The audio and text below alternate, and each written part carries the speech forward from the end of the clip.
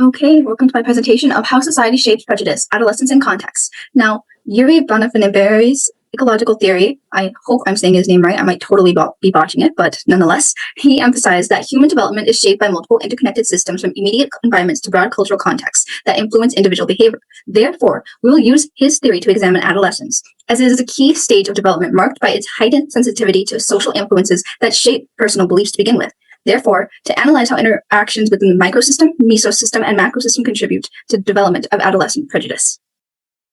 First, we're going to be looking at the microsystem level. Now, the microsystem represents the most immediate layer of influence on adolescent development. As defined in ecological theory, Sandrick et al., page 18, it is the setting in which the individual lives. These contexts include the person's family, peers, school, neighborhood, and work. It is within the microsystem that the most direct interactions with social agents take place. Because these interactions occur daily and shape how adolescents interpret the world, the microsystem plays a central role in the formation and potential reduction of prejudice. Now, family environments are particularly important, as adolescents frequently internalize the explicit and implicit messages communicated at home. When parents model acceptance and respect for difference, they lay the groundwork for inclusive attitudes. Conversely, biased comments, racialized fear, or stereotypical assumptions can legitimize prejudice. This dynamic is heightened in Ethnicity, Sandrick et al., page 103, which notes that families can protect children from discrimination by countering harmful messages and teaching that stereotypes of the majority culture do not define them. Families instill cultural resilience, helping adolescents develop a positive sense of identity in a racialized world and equipping them to navigate social biases. Furthermore, peer groups build on this foundation, as adolescence prioritizes peer approval, which becomes central to decision-making. As described in Sandrick et al., page 88, as children age, peers gain influence, rewarding behaviors that fits cultural gender norms and criticizing or excluding those who defy stereotypes. End quote. Adolescents mirror the attitudes of their peers, adopting prejudice when normalized or resisting it when diversity is valued. The lessons and values modeled at home interact with peer dynamics, reinforcing or challenging biases in everyday social interactions. Moreover, school further connects and reinforces these influences by functioning as both academic and social institutions. They guide adolescents in interpreting cultural norms, navigating social hierarchies, and forming attitudes toward racial and ethnic differences. As noted in Ethnic and Gender Comparison, Sandrick et al., page 103, some Black Americans may feel anxious when taking intelligence tests because they fear confirming negative stereotypes. However, stereotype threat is only one factor. School climate, cultural competence, teacher training, and diversity practices play an even larger role in shaping Black students' academic performance. End quote. Therefore, institutional practices thus shape both performance and identity, demonstrating that inclusive curriculum and culturally competent teaching can counteract biases internalized from home or peers.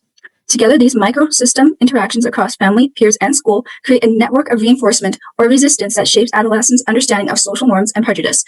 The interplay between these immediate environments illustrates how early socialization can either entrench discriminatory attitudes or foster resilience, empathy, and inclusive perspectives.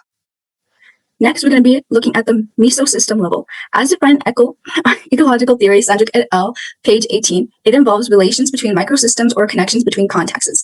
Examples are the relationship between family experiences and school experiences, and church experiences, and family experiences and peer experiences. This level emphasizes that connections between settings rather than single environments alone guide the development of identity and social attitudes, including prejudice.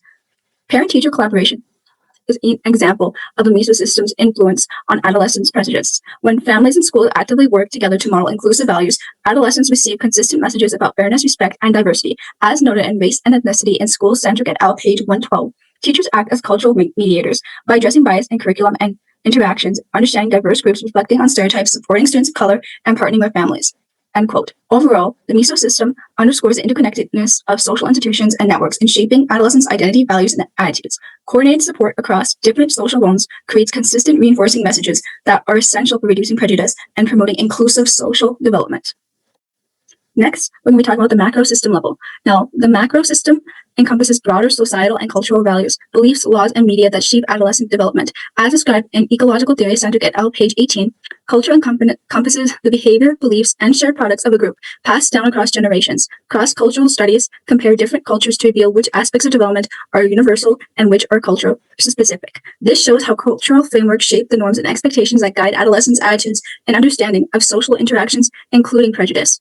Now, cultural norms are central macrosystem influence, shaping adolescents' perceptions of social groups and defining acceptable behavior. Societies that prioritize equality, diversity, and social justice create structural and symbolic contexts that discourage prejudice, promote socialization, and establish collective expectations for inclusion. As noted in Differences in Diversity, Sandrick et al., page 23, For years, psychologists framed differences between underrepresented groups and the majority as deficits, focusing on negative experiences.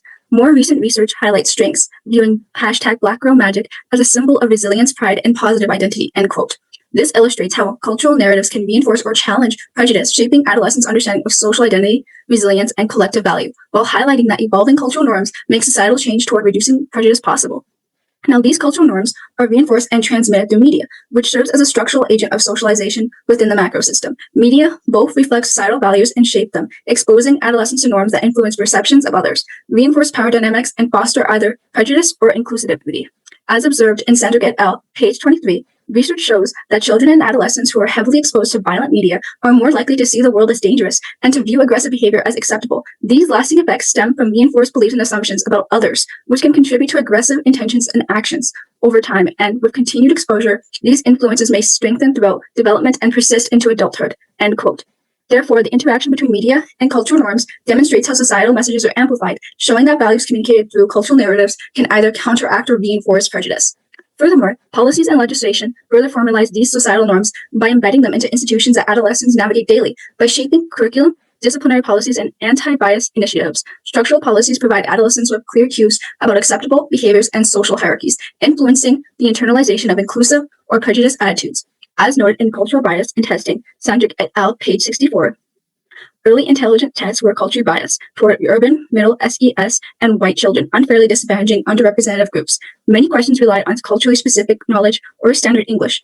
Certain misinterpretations to address this, psychologists developed culture fair tests that minimize bias by using universally familiar content or nonverbal questions, end quote. Therefore, to conclude, adolescents' attitudes are shaped by the overlapping influences of microsystems, mesosystems, and macrosystems. Within the macrosystem, cultural norms, media, and policies interact to reinforce or challenge societal values, institutionalizing expectations that shape behavior. When family, schools, peers, and broader social supports align to promote equality and inclusion, they can disrupt patterns of prejudice.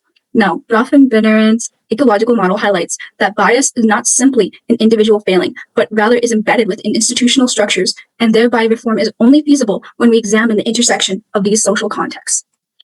All right, that is the end of my presentation. Here is a list of where all my references can be found, as well as the book itself. Thank you very much.